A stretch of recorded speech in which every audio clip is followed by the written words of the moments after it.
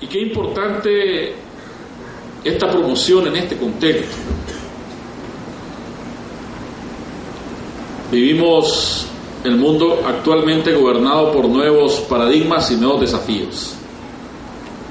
El cambio climático es una realidad que ya no es un tema para académicos, para científicos, es un tema que todos lo vivimos y lo sentimos de una u otra manera. El problema energético también es un grave problema en el mundo que se agudiza día a día. El año pasado se hablaba del riesgo de que el precio del barril de petróleo llegara a $100. Ya ayer y hoy llegó a 135, aunque luego bajó, pero hubiera sido inimaginable pensar que tuviéramos esos niveles, y por consiguiente el precio del combustible, la energía y el costo de la vida en el mundo se eleva con todas las complicaciones que ello tiene. El tema de la inseguridad alimentaria y del hambre no es un tema nuevo en el mundo. Ha sido reportado que hay más de 854 millones de habitantes en el planeta Tierra que no han tenido asegurada su alimentación diaria, datos de la FAO. Perdón.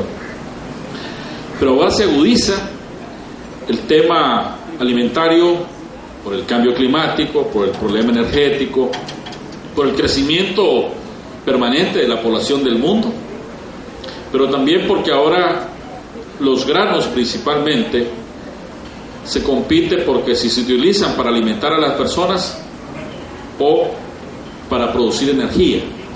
Ya competían los granos entre si utilizarlos para alimentar a las personas o alimentar los animales, pero ahora también compiten entre si alimentar a las personas, los animales o producir energía, y eso agudiza aún más la situación del mundo.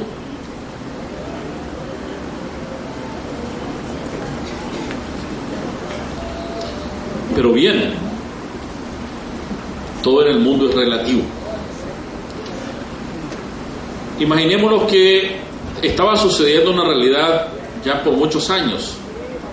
El sector agropecuario en el mundo, los organismos internacionales y muchos lo estaban viendo con menosprecio. Incluso las carreras del sector agropecuario en el mundo estaban teniendo una tremenda reducción en su demanda por jóvenes y adultos. Para hablar de la medicina veterinaria, ya en muchos países ya no estaba siendo demandada para el estudio productivo, sino quienes estudiaban eran fundamentalmente enfocados para la veterinaria de mascotas.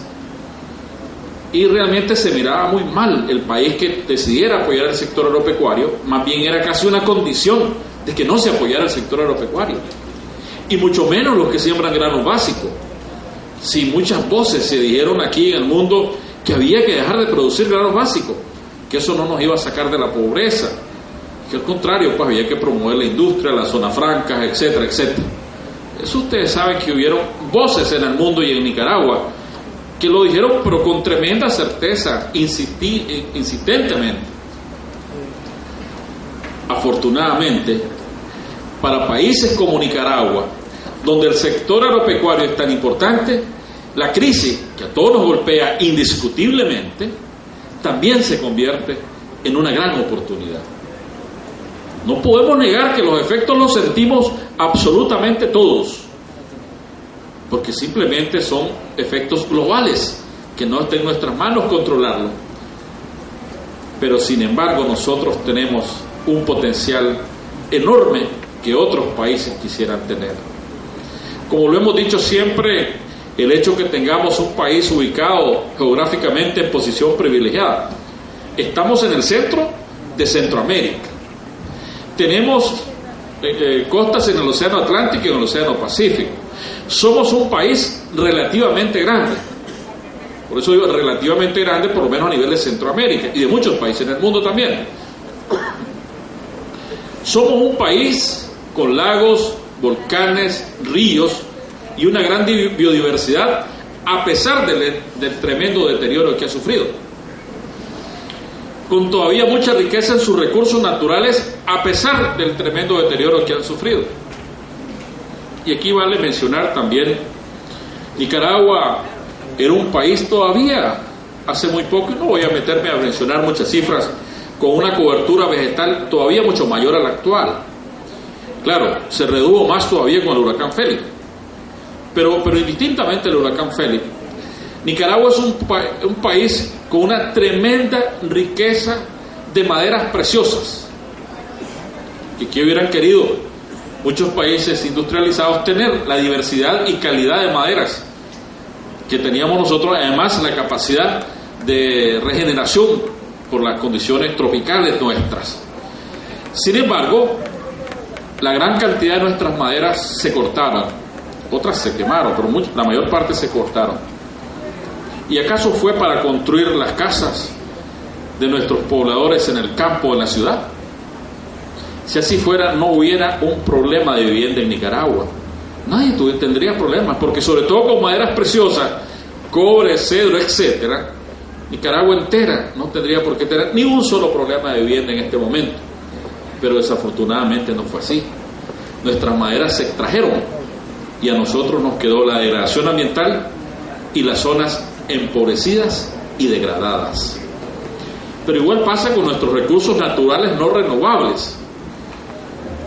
¿Acaso no teníamos mucho oro en Nicaragua? Todavía tenemos, pero ya no en las mismas cantidades. Y podemos ver la zona de las minas, Xuna, Bonanza, Rosita o La Libertad o Santo Domingo, son pueblos de alta prosperidad actualmente. Solo no se necesita. Imaginémonos que a La Libertad, Chontales, ni siquiera la carretera le quedó de todo el oro que se ha sacado ahí, ni siquiera la carretera, pero quedaron degradados nuestros recursos naturales, pero quedaron nuestros pobladores afectados por la actividad minera, indiscutiblemente, quedamos empobrecidos. Y adicional a eso, pues digamos, una tendencia de que el campo, la producción no era una situación benévola. Bueno, ahora la situación cambia. Ahora tenemos que cuidar los recursos naturales. Ya se ha llegado al convencimiento en el mundo que nuestros campesinos, nuestras comunidades ya tenían desde siempre, que los recursos había que cuidarlos, porque del oxígeno que produce Nicaragua también respiran ese oxígeno los países industrializados y los países hermanos y nosotros también, porque ese no tiene fronteras políticas, porque los países industrializados tienen casualmente, por la misma lógica de ser industrializados, una alta producción de gases, pero muy poca producción de gases de invernadero, pero muy poca producción de oxígeno, y por eso es que se llaman los mecanismos de compensación, de compra de carbono, porque si nosotros tenemos esa capacidad de producir oxígeno que compense la producción de los gases de efecto invernadero. Esa es una riqueza que tenemos nosotros. Pero incluso en el mundo muchos medicamentos han sido producidos y patentados por transnacionales de la medicina a base de recursos genéticos de nuestros campos, que nosotros ya ahora para utilizarlos tenemos que comprarlos porque están patentados. Esa es una realidad.